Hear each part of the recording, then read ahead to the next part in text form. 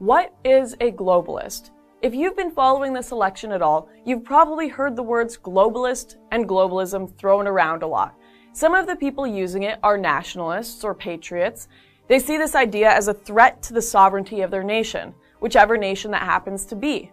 Others argue that the term globalism is just a scary catch-all word invented by Trump supporters or the alt-right, a word that means nothing at best and is racist code at worst. But who's right?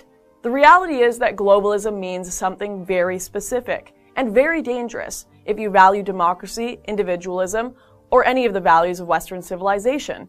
Yet most people can't define it. So what is globalism, and why should you be as concerned about it as the rest of us?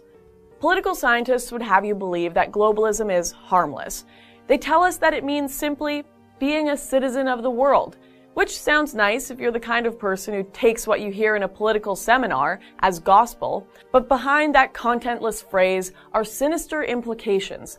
Thus, the more wonky defenders of globalism define it as being interconnected by removing cultural and legal barriers, or as the pooling of states' sovereignty into supranational organizations. And if you're scratching your head at what that means, then that should be your first warning sign. You see, with globalism, the devil is in the details, and the more sinister the implications of its vision, the more incomprehensible its defenders get in defining them. So in plain English, here is what globalism actually means. Globalism means treating every country in the world like an unruly toddler, with international bureaucrats filling the role of daycare instructor. Globalism means your vote doesn't count unless the wise men in Brussels or on Wall Street or in the UN building decide it's allowed to count.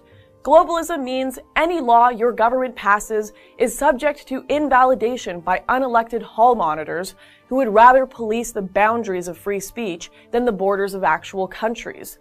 Globalism means unending war in the third world and unchecked immigration from the third world, all sponsored by unelected governments with as much respect for the people they govern as those in the third world. Unsurprisingly, this system has disastrous effects, which I will get into later in this video.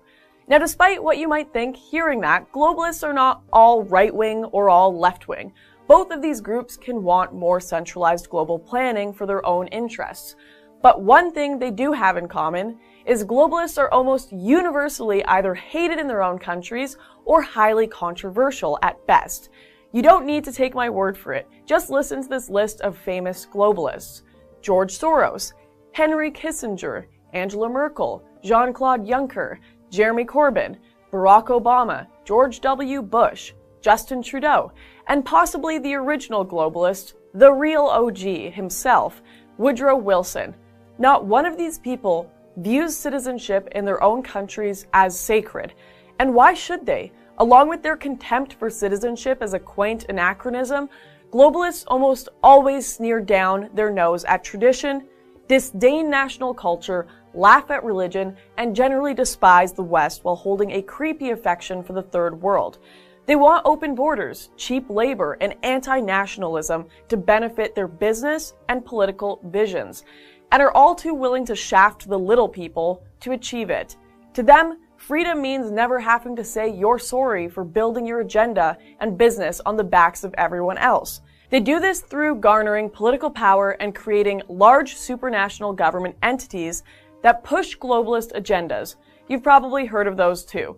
You know, groups like the United Nations, the European Union, the IMF, World Bank, African Union, Arab League, UNIFOR, Mercosur, and many more. And despite the warm and fuzzy, we're all in this together talking points that these organizations use to justify their existence, even the most minor criticism exposes them as being united by a far darker purpose. That purpose? To help further the businesses, financial deals, political goals, and life situations of the elites who run them, with the people affected treated as distant, mocked afterthoughts. In short order, here are the goals of the globalists. They want to open up borders for private corporations through policies that weaken borders and trade agreements. This means that if you have a job that pays first world wages and employs you in first world working conditions, you are now obsolete. Because a sweatshop worker in India, or a slave in an African diamond mine, or a victim of trafficking from China can do your job cheaper, and damn their rights or yours. They want to get rid of the gold standard, so that the purchasing power of the dollar will be worth only as much as what the best conman at the biggest central bank says it is. They want to destroy national borders and allow terrorists to move in next door to you in the name of cultural enrichment and diversity. They want to sweep nationalism, nation states, and national democracy under the rug. They want to leave local communities to pick up the tab for their agenda and shut out any local voices complaining about the cost. They want to use the false flag of diversity as cover to mold you into how their balance sheets and Econ 101 textbooks see you, as faceless, expendable consumers deprived of culture, identity, or thought. They want to hide behind the fig leaf of the free market while pushing corporate welfare, cronyism, and too big to fail. Because while every citizen of the world is equal, some are more equal than others.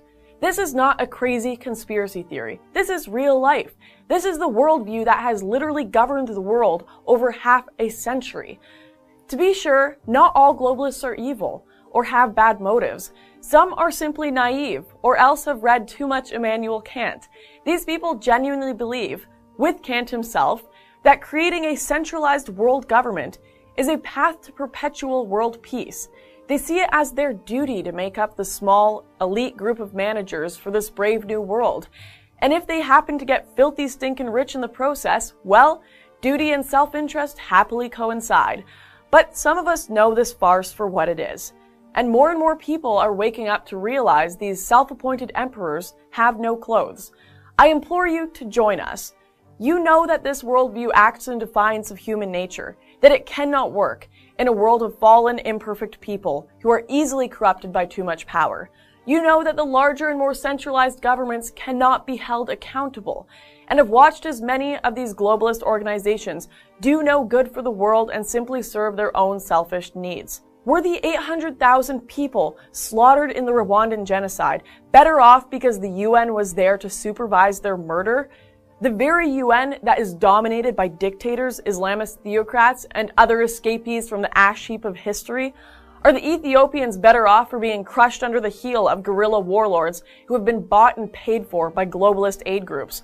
Groups that fund wars, create social unrest, cheapen labor, disrupt entire economies, and tear apart nations and peoples for the sake of their selfish financial shell game? Are you better off for having everything from the price of your iPhone to the type of pillowcase you can buy micromanaged from the desks of interfering supranational bureaucrats? It's madness. As President Obama ironically and correctly said, we don't look to be ruled, particularly by faceless busybodies whose names and faces we cannot even recognize. We still hold to the classical liberal vision of a free people governed by public servants, rather than dictators who use and abuse us. We still cling to the idea that politicians will be accountable to us because they have to look us in the face and answer to us. Globalism, like the failed aspirants to one world government who made up the Soviet Union, can no longer sustain the myth that it is inevitable or benevolent.